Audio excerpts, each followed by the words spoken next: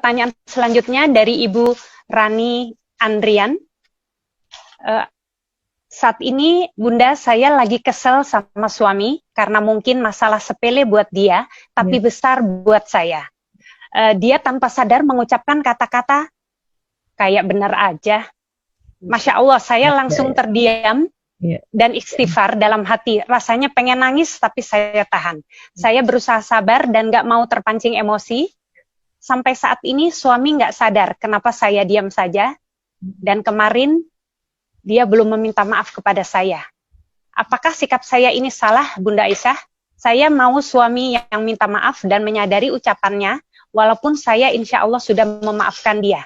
Mohon pencerahannya, Bunda. Ya, itu sering terjadi, Bu Rani ya namanya ya, tadi yang bertanya ya. Ya, itu sering terjadi Bunda Rani memang ya. Karena kadang-kadang laki-laki itu ngomong kan dia ceplos-ceplos ya, atau ngomong terlalu singkat. Karena itu tadi 7.000 katanya dia selalu mau irit-irit. Bawah sadarnya ya, walaupun dia kan nggak tahu bahwa dia 7.000 kata. Beda sama kita kan ngomong karena 20.000, kalau kita mau menegur sesuatu pada suami atau pada anak, kita mencari kalimat yang muter-muter sehingga kita nampaknya kita sudah sangat lembut pada mereka. Laki-laki bisa asal aja ngomongnya, termasuk mungkin yang dia katakan seperti kalimat tadi, ya bukan itu maksudnya. Dalam ilmu neurolinguistik program atau ilmu tentang pembicaraan atau ilmu otak ya, bahwa kadang-kadang laki-laki bukan itu maksudnya, tapi dia cetuskan itu. Ya, nah ini yang membuat kita sedih.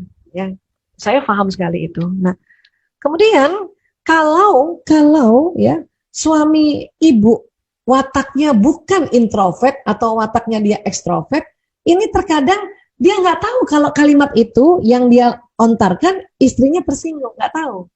Maka perlu diajak bicara dengan cara kayak tadi. Ayah, misalnya ya terserah ya, misalnya bisa WA dia gitu, misalnya WA, jangan marahnya di WA ya, WA ya, ayah nanti kalau pulang ya, setelah nanti ayah makan, aku minta waktu 15 menit. Ya, jadi udah jelas kan kapan, durasinya berapa, aku mau cerita tentang perasaan aku. Jadi tentang aku. Bukan tentang dia, tentang aku. Laki-laki kalau nanti kita curhat atau kita ngomong kemudian kita marahin dia tersinggung. Makanya ini besok-besok dia tidak peka nanti. Ya, makanya mau tentang aku. Oke. Nah, pada saat menunggu waktu yang tadi kita mau ngobrol itu, kita tarik nafas lagi, istighfar, ya Allah, mohon petunjuk, ya Allah, omonganku. Terus bayangkan, ya ibu kan kepengennya dia minta maaf. Ibu bayangin dia minta maaf. Jadi doa dulu, visualisasi dulu. Ya Allah, saya mohon banget ya, karena buat saya sebetulnya sudah memaafkan, tapi saya sebagai perempuan saya pengen dengar suami saya bilang maaf. Ya. Ibu bayangin. Nah, barulah nanti ya jam 8 itu barangkali ngomong ya, punten, kalau bisa ngomongnya gitu. Maaf ayah, ya aku ini sedih waktu kamu kemarin bilang kayak gini. Udah diam dulu. Ya, kalimatnya kan gitu, aku sedih.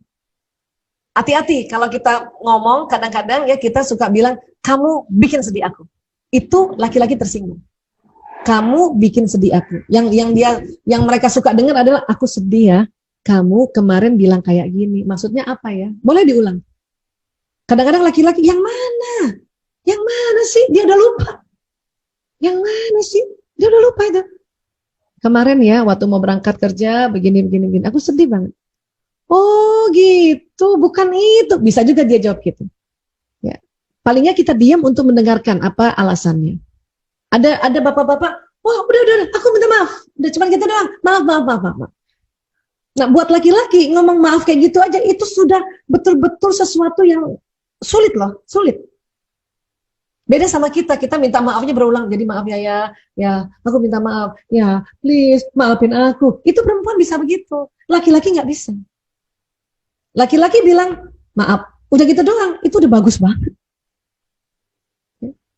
Udah bagus banget. Jadi ya memang perbedaan-perbedaan laki-laki perempuan ini yang kadang-kadang bikin kita nggak ngerti ya cara berpikirnya dia. Tapi setelah kita tadi melakukan ya paling tidak SOP bahwa saya harus sampaikan. Yang penting ibu sampaikan ya supaya dia nggak berulang lagi.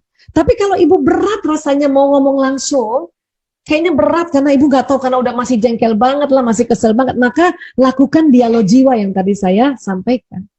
Hadirkan suami, habis sholat langsung, ya Allah, saya minta izin ya Allah, saya mau bicara, ya, saya mau dialog, ya, dialog dari hati ke hati atau dari kolbu to kolbu atau dari heart to heart dengan suamiku, ya Allah, Fulan bin Fulan. Hadirkan Bu suaminya, Bu.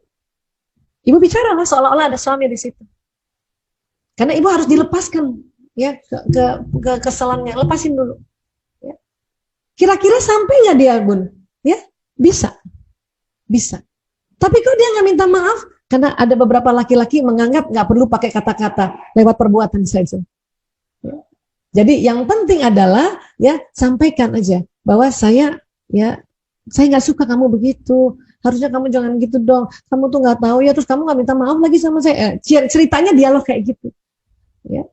Nah, setelah udah puas, ya Allah, terima kasih ya Allah, dan saya doakan juga suamiku. Tutup dengan Al-Fatihah lagi. Udah, asik. Ya. Kalau suami saya, ya dulu nggak peka, sekarang alhamdulillah peka. Masuk usia 60 tahun. Jadi 29 tahun berumah tangga baru peka. Ya, jadi itulah perjalanan hidup sebetulnya. Yang penting kondisi kita ini, kondisi kita berada di posisi, ya, betul-betul yang namanya lepas gitu ya, sudah nggak usah diingat-ingat lagi. Tapi ingat, perempuan juga adalah ahli sejarah. Hari ini sudah beres problem ini, 3 bulan lagi ingat lagi, ya. Dan kita pasti mau ngomong ini dengan kalimat yang sama lagi. Udah enak, 1 tahun lagi muncul lagi ingatan itu. Itulah perempuan, ya. Iya. Makanya yang paling banyak datang ke hipnoterapi, banyak datang ke psikolog itu perempuan itu. Masya Allah. Ya. Baik,